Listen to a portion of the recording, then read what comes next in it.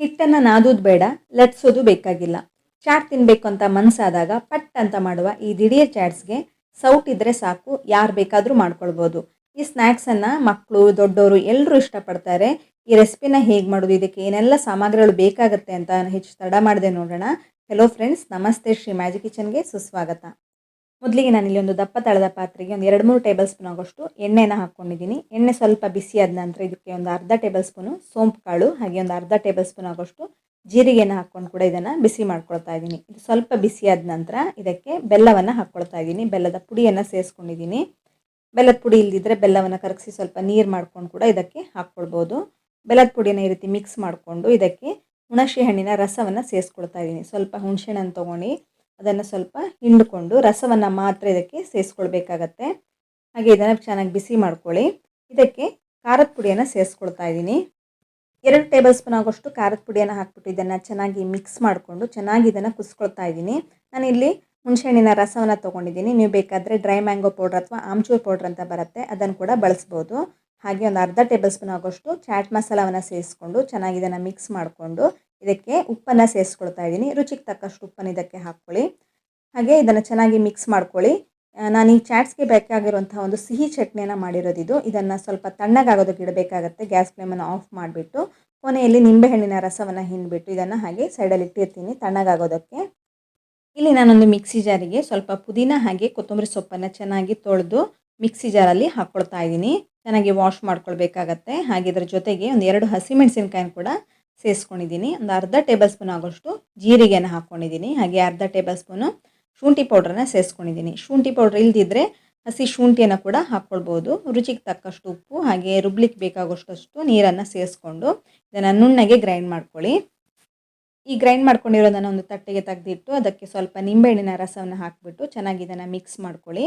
ಈ ಚಾಟ್ಸ್ಗೆ ಬೇಕಾಗಿರುವಂಥ ಒಂದು ಗ್ರೀನ್ ಚಟ್ನಿಯನ್ನು ಕೂಡ ರೆಡಿ ಮಾಡ್ಕೊಂಡು ಇಟ್ಕೊಂಡಿದ್ದೀನಿ. ಇದೆರಡನ್ನು ಸೈಡಲ್ಲಿ ಇಟ್ಬಿಟ್ಟು ನನ್ನ ನೆಕ್ಸ್ಟ್ ಪ್ರೊಸೀಜರ್ಗೆ ಹೋಗ್ತಾ ಇದ್ದೀನಿ. ಒಂದು ಅಗಲವಾದ ಪಾತ್ರೆಗೆ ಸುಮಾರು 1 ಕಪ್ ಆಗೋಷ್ಟು ಮೈದಾ ಹಿಟ್ಟು ಹಾಗೆ 2 ಟೇಬಲ್ ಸ್ಪೂನ್ ಆಗೋಷ್ಟು ಕಾರ್ನ್ಫ್ಲೋರನ್ನು ಸೇರಿಸ್ಕೊಂಡಿದ್ದೀನಿ. ರುಚಿಗೆ ತಕ್ಕಷ್ಟು ಉಪ್ಪನ್ನು ಇದಕ್ಕೆ ಸೇರಿಸ್ಕೊಂಡಿದ್ದೀನಿ. ಹಾಗೆ ಒಂದು 2 ಟೇಬಲ್ ಸ್ಪೂನ್ ಆಗೋಷ್ಟು ಎಣ್ಣೆಯನ್ನು ಹಾಕ್ಕೊಳ್ತಾ ಇದ್ದೀನಿ. ಎಣ್ಣೆಯನ್ನು ಹಾಕ್ಬಿಟ್ಟು ಚೆನ್ನಾಗಿ ಇದನ್ನು ಮಿಕ್ಸ್ ಮಾಡ್ಕೊಳ್ಬೇಕಾಗತ್ತೆ.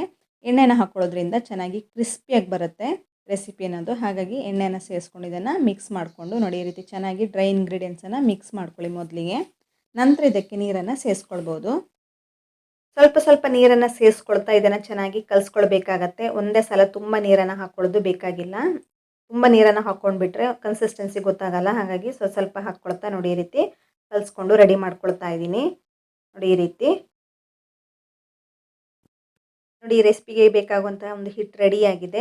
ಈ ರೀತಿ ಇರಬೇಕಾಗತ್ತೆ ಕನ್ಸಿಸ್ಟೆನ್ಸಿ, ಫ್ಲೋಯಿಂಗ್ ಕನ್ಸಿಸ್ಟೆನ್ಸಿಲಿ ಇರಬೇಕು. ಹಾಗೆ ಈ ಸ್ಪೂನಿನ ಹಿಂಭಾಗಕ್ಕೆ ಒಂದು ಲೇಯರ್ ಥರ ಬರ್ತಾ ಇದೆ. ಈ ರೀತಿ ಲೈನ್ ಎಳೆದ್ರೆ ಲೈನ್ ಬರಬೇಕು, ಈ ರೀತಿ ಲೈನ್ ಕಾಣಿಸ್ಬೇಕು. ಈ ರೀತಿ ಇದ್ದರೆ ಪರ್ಫೆಕ್ಟ್ ಕನ್ಸಿಸ್ಟೆನ್ಸಿ ಅಂತ.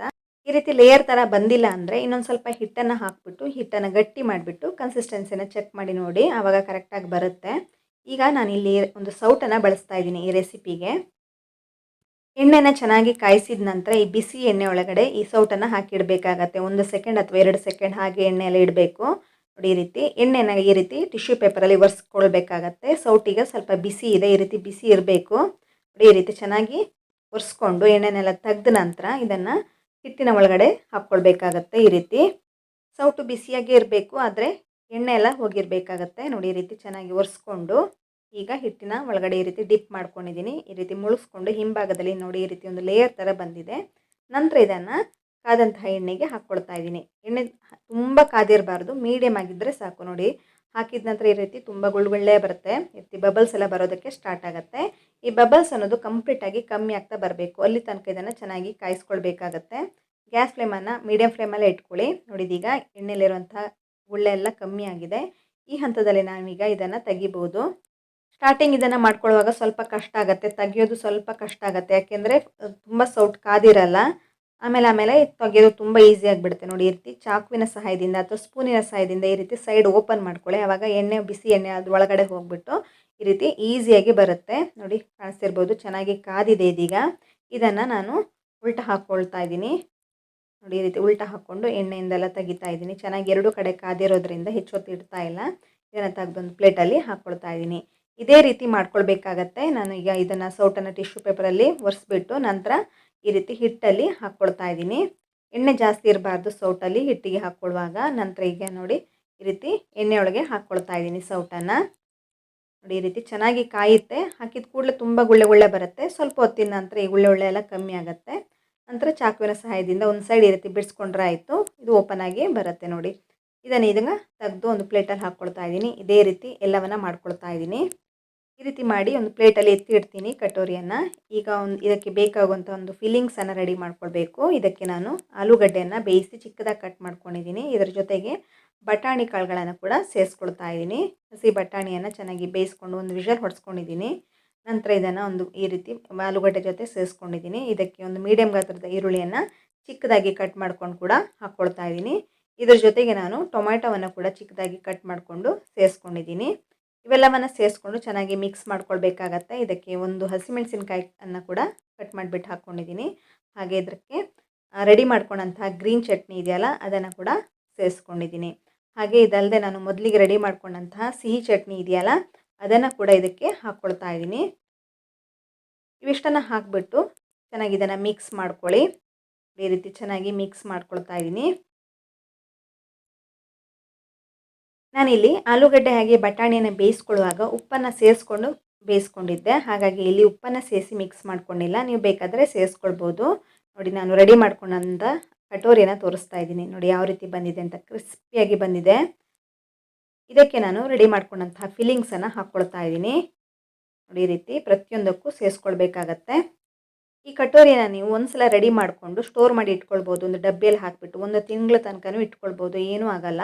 ಬೇಕಾದಾಗೆಲ್ಲ ಇದನ್ನು ಉಪಯೋಗಿಸ್ಕೊಳ್ಬೋದು. ನೋಡಿ ಈ ರೀತಿ ಹಾಕಿಬಿಟ್ಟು ಕೊನೆಯಲ್ಲಿ ನಾನು ಇದಕ್ಕೆ ಮೇಲ್ಗಡೆ ಮೊಸರನ್ನ ಸೇರಿಸ್ಕೊಳ್ತಾ ಇದ್ದೀನಿ. ಮೊಸರಿಗೆ ಬೇಕಾದರೆ ನೀವು ಸಕ್ಕರೆನ ಕೂಡ ಸೇರಿಸ್ಕೊಳ್ಬೋದು. ನಾನು ಸೇರಿಸ್ಕೊಂಡಿಲ್ಲ, ನನಗೆ ಜಾಸ್ತಿ ಸಿಹಿ ಬೇಕಾಗಿಲ್ಲ ಹಾಗಾಗಿ. ಹಾಗೆ ಮೇಲ್ಗಡೆ ಗ್ರೀನ್ ಚಟ್ನಿಯನ್ನು ಕೂಡ ಹಾಕ್ಕೊಳ್ತಾ ಇದ್ದೀನಿ. ಪ್ರತಿಯೊಂದಕ್ಕೂ ಸೇರಿಸ್ಕೊಳ್ತಾ ಇದ್ದೀನಿ ನೋಡಿ ಈ ರೀತಿ ಮೇಲ್ಗಡೆ. ಹಾಗೆ ಇದ್ರ ಮೇಲ್ಗಡೆ ರೆಡಿ ಮಾಡ್ಕೊಳ್ಳೋಂತಹ ಸಿಹಿ ಚಟ್ನಿಯನ್ನು ಕೂಡ ಹಾಕ್ಕೊಳ್ತಾ ಇದ್ದೀನಿ. ಈ ರೀತಿ ಗಾರ್ನಿಷ್ ಮಾಡ್ಕೊಳ್ಬೇಕಾಗತ್ತೆ. ನೋಡಿ ಈ ರೀತಿ ಪ್ರತಿಯೊಂದಕ್ಕೂ ಹಾಕ್ಕೊಳ್ಳಿ. ಇದಿಷ್ಟನ್ನು ಹಾಕ್ಕೊಂಡ ನಂತರ ಮೇಲ್ಗಡೆ ಸೇವನ್ನು ಸೇರಿಸ್ಕೊಳ್ತಾ ಇದ್ದೀನಿ. ನೀವು ಬೇಕಾದರೆ ಇದಕ್ಕೆ ಬೂಂದಿ ಕಾಳಿದ್ರೆ ಅದನ್ನು ಕೂಡ ಹಾಕ್ಕೊಳ್ಬೋದು. ನಾನಿಲ್ಲಿ ಸೇವನ್ನು ಹಾಕ್ಕೊಂಡಿದ್ದೀನಿ. ಪ್ರತಿಯೊಂದರ ಮೇಲ್ಗಡೆ ಹಾಕ್ಕೊಳ್ಳಿ. ಇದನ್ನು ನೀವು ಹಾಗೆಯೇ ಸರ್ವ್ ಮಾಡ್ಬೋದು, ಅಥವಾ ಇದ್ರ ಮೇಲ್ಗಡೆ ನೀವು ದಾಳಿಂಬೆ ಇದ್ದರೆ ಅದನ್ನು ಕೂಡ ಹಾಕ್ಕೊಳ್ಬೋದು. ಅದು ಕೂಡ ತುಂಬ ಚೆನ್ನಾಗಿ ಕಾಣಿಸುತ್ತೆ ಕಲರ್ಫುಲ್ಲಾಗಿ. ಇದರ ಜೊತೆ ನೀವು ಸ್ಪ್ರೌಟ್ಸನ್ನು ಕೂಡ ಮಿಕ್ಸ್ ಮಾಡಿ ಕೊಡ್ಬೋದು. ಸ್ಪ್ರೌಟ್ಸ್ ಎಲ್ಲ ಹೆಚ್ಚು ತಿನ್ನದೇ ಇದ್ದ ಮಕ್ಕಳು ಕೂಡ ಇದನ್ನು ಮಾಡಿಕೊಟ್ರೆ ತುಂಬ ಇಷ್ಟಪಟ್ಟು ತಿಂತಾರೆ. ನೋಡಿ ಇದ್ರ ಮೇಲ್ಗಡೆ ದಾಳಿಂಬೆನ ಹಾಕಿದ್ದೀನಿ. ಇದನ್ನು ಸರ್ವ್ ಮಾಡೋದಕ್ಕೆ ರೆಡಿಯಾಗಿದೆ. ನೋಡಿ ಇದ್ರ ಮೇಲ್ಗಡೆ ಸ್ವಲ್ಪ ಕೊತ್ತಂಬರಿ ಸೊಪ್ಪನ್ನು ಕೂಡ ಸೇರಿಸ್ಕೊಂಡಿದ್ದೀನಿ. ತುಂಬಾ ರುಚಿಯಾಗಿರುತ್ತೆ. ಇದನ್ನು ನೀವು ಕಟೋರಿಯನ್ನು ಮಾಡಿಬಿಟ್ಟು ಸ್ಟೋರ್ ಮಾಡಿ ಇಟ್ಟರೆ ನಿಮ್ಗೆ ಬೇಕಾದಾಗೆಲ್ಲ ಉಪಯೋಗಿಸ್ಕೊಳ್ಬೋದು. ಈವ್ನಿಂಗ್ ಟೈಮಲ್ಲೆಲ್ಲ ಈ ರೀತಿ ಮಾಡಿಕೊಡ್ಬೋದು. ಮಕ್ಕಳು ತುಂಬ ಇಷ್ಟಪಡ್ತಾರೆ. ಒಂದು ತಿಂದರೆ ಇನ್ನೊಂದು ತಿನ್ನಬೇಕಂತ ಅನಿಸುತ್ತೆ, ಅಷ್ಟೊಂದು ರುಚಿಯಾಗಿರುತ್ತೆ. ಒಂದ್ಸಲ ಇದನ್ನು ಟ್ರೈ ಮಾಡಿ ನೋಡಿ. ಹೇಗೆ ಬಂತು ಅಂತ ನನಗೆ ಕಮೆಂಟ್ ಮಾಡಿ ಹೇಳಿ. ನಾನು ಮಾಡ್ತಾ ಇರುವಂತಹ ಎಲ್ಲ ರೆಸಿಪಿಗಳು ನಿಮಗೆ ಇಷ್ಟವಾದಲ್ಲಿ ಈ ವಿಡಿಯೋಕ್ಕೊಂದು ಲೈಕ್ ಮಾಡಿ. ಹಾಗೆ ನಿಮ್ಮ ಫ್ರೆಂಡ್ಸ್ ಹಾಗೂ ಫ್ಯಾಮಿಲಿ ಮೆಂಬರ್ಸ್ ಒಂದಿಗೆ ಶೇರ್ ಮಾಡಿ. ಇನ್ನೂ ಹೆಚ್ಚಿನ ರೆಸಿಪಿಗಳೊಂದಿಗೆ ಸಿಗೋಣ. ಧನ್ಯವಾದ.